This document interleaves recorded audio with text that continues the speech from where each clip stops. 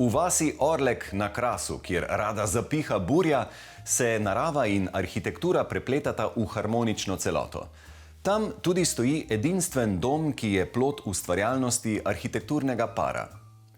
Njuna hiša s kraškimi elementi in plezalno steno v notranjosti je energetsko učinkovita in trdna kot kamen, čeprav je zgrajena iz povsem drugega materiala. Smo pred razgibano leseno montažno hišo, ki pod dvema strehama združuje 3 generacije.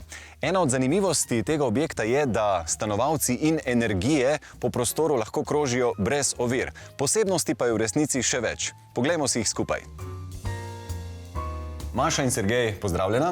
Tukaj na Krasu sta kamen in opeka verjetno najbolj tradicionalna materijala. Za kakšen tip gradnje pa sta se vidva odločila? Najprej sva želela iti v klasično gradnjo, ampak potem sva zaradi različnih faktorjev se odločila za montažno gradnjo, v bistvu za leseno montažno gradnjo. Najbolj pomemben je nama bil časovnica, da je hiša hitro zgrajena in v bistvu, da se vselimo, mislim, ko se začne šola. No, in kako sta zasnovala tole zanimivo hišo, ki gosti kar 3 generacije, ne? Ja, ta hiša je bila zasnovana tako, da je upoštevala vse, kar je pač občina Sežana velevala. Mi smo mogli upoštevati neko razmerje hiše in seveda mi sva tudi upoštevala teren in naše potrebe. Tako da vse to smo združili in hišo prilagodili vsem tem zahtevam. In katere so zdaj tiste največje posebnosti, glavne značilnosti vajine hiše?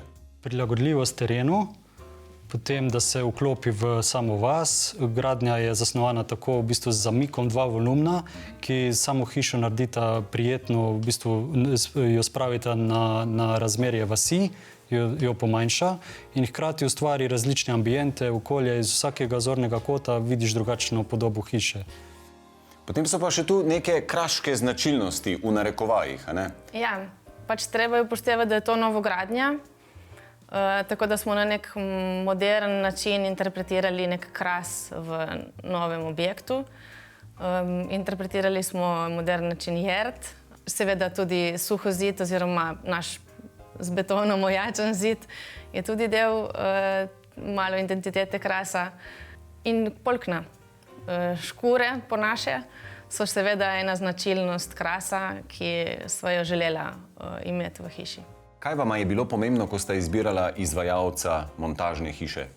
Izbirali sva med slovenskimi izvajalci in tako smo se na koncu odločili za Marles. Oni so se nam zdeli najbolj primerni za našo hišo. V bistvu všeč je nama bilo, da je komercialist, s katerim smo se prvič srečali, bil cel projekt, cel proces gradnje z nami v stiku. Vedno smo se lahko oblačila na njega, tudi z vprašanji glede pač izvedbe gradnje. Z vsemi vprašanji smo imeli eno osebo, en stik in to je zelo pohitrilo celoten proces. Ker se je hiša gradila spomladi, ko je vreme velikokrat nepredvidljivo, je bilo pomembno izbrati izvajalca, ki nudi rešitev montaže zaprtih sten, kar pomeni, da sta izolacija in osnovna konstrukcija zaščiteni pred zunanjimi vplivi. Pomembno je nama bilo to, da se čim več objekta stene izgotovijo v delavnici, v kontroliranem okolju in da pridejo potem zaprti elementi na samo gradbišče. Prednost montažne hiše je bila tudi v tem, da v bistvu z manjšo debelino stene pridobimo dodatno kvadraturo prostorov in dodaten volumen.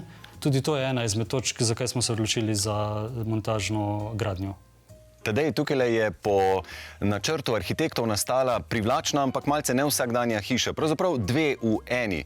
Ste že imeli kdaj tako naročilo? Takšne hiše še nismo postavljali. V tem primeru je ta posebnost, da sta Maša in Sergej arhitekta in sta sama narisala to hišo. S tem smo pokazali še dodatno prilagodljivost. Hiša odraža njuno individualnost in je kot takšna unikat. Z zamikom je dobila prečudovito teraso.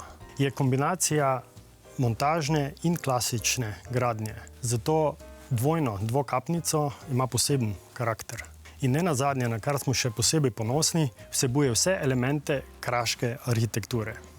Tukaj sta lastnika rekla, da so nekje februarja začeli delati, zakopali prvo lopato in na to so avgusta že končali, ne? Kar pomeni, da je res šlo zelo hitro, v slabega pol leta. Ja, ena od bistvenih prednosti montažne gradnje je hitrost. Mi smo sposobni hišo, ki je predhodno načrtovana, izdelati v naši proizvodnji v dobrih 2 dnevih. Zato je potrebno seveda skrbno načrtovanje. Vsi elementi so proizvedeni v kontroliranem okolju, v naših proizvodnih halah. Tam proizvedemo stene, stropove, strehe in strešne elemente, ki jim dodamo stavbno pohištvo, fasadne obloge, inštalacijsko ravnino, se pravi vse, kar je potrebno, da je dela na gradbišču čim manj. Takoj, ko lastnik hiše postavi temeljno ploščo in je ta primerno suha, pripeljemo predpripravljene elemente na gradbišče in jih sestavimo. Tako hiša stoji. V približno 150 dnevih potekajo končna obrtniška in finalizacijska dela in možno se je vseliti. Da to dosežemo, se pravi takšno hitrost gradnje, je seveda pogoj dobra komunikacija z lastniki hiše, dobro izdelan načrt, dobra vizualizacija in pa idejna zasnova. Z umestitvijo hiše v brežino se je prostor izkoristil na optimalen način. S tem, ko smo upoštevali teren, smo tudi ločili vse 3 generacije, bi rekli. Tako da je mama spodaj svoj del vrta in tudi svoje izhode, mi imamo pa potem svojo intimo. Hiša je zasnovana tako, da v bistvu kot en velik prostor, v katerem lahko krožiš, skoraj nima vrat, edino pač kopalnica in spalnica so zaprte, ostalo je pa vse odprto. Ja, v hiši je veliko zaves, kot ste že opazili. Nama so tudi všeč, ampak imajo tukaj tudi praktično funkcijo. Dnevna soba, ki je s to višino, v bistvu potrebuje tudi zvočno akustiko in tukaj pripomorejo sigurno to zavese. V bivalnem delu je nekaj starih kultnih stolov, ki sta jih lastnika skrbno obnovila. Za opremo spalnice, kot tudi otroške sobe, ki je velika in se bo nekega dne zlahka predelila na 2 prostora, sta izbrala preprosto in funkcionalno pohištvo. Pri načrtovanju opreme sta se arhitekta spoprijateljila še z enim materialom – vezano ploščo. Iz nje so po meri izdelani kuhinjski in kopalniški elementi, ki so estetski in zelo enostavni za vzdrževanje.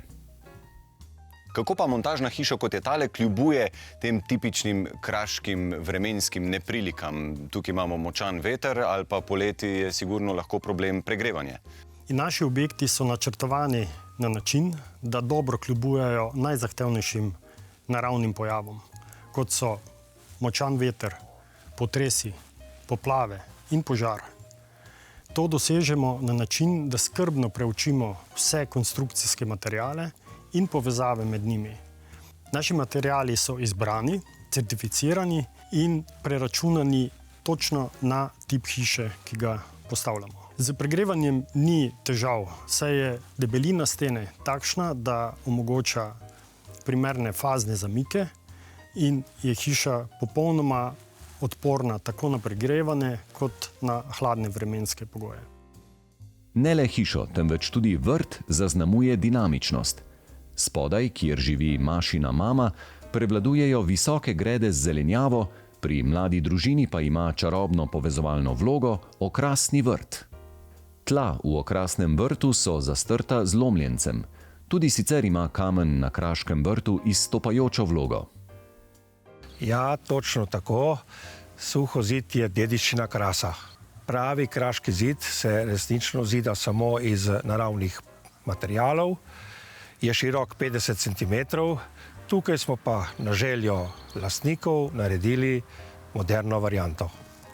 Tale zid je bil pa na željo lastnikov zožan, ojačan z železobetonom, tudi temelj je poglobljen 20-30 cm, izgled ima še vedno v kraškem stilu, je pa narejen tako, da bo služil oziroma kljuboval še vsaj 100 do 200 let. A ste slučajno kdaj prešteli, koliko kamnov ste vi morali tlele ugraditi v ta zid? Tukaj se pogovarjamo od 10 do 15 kubičnih metrov raznega materijala.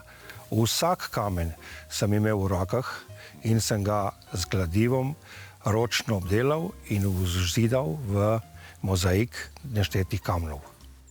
Kaj dela pa tale ladijski kontejner na vašem vrtu?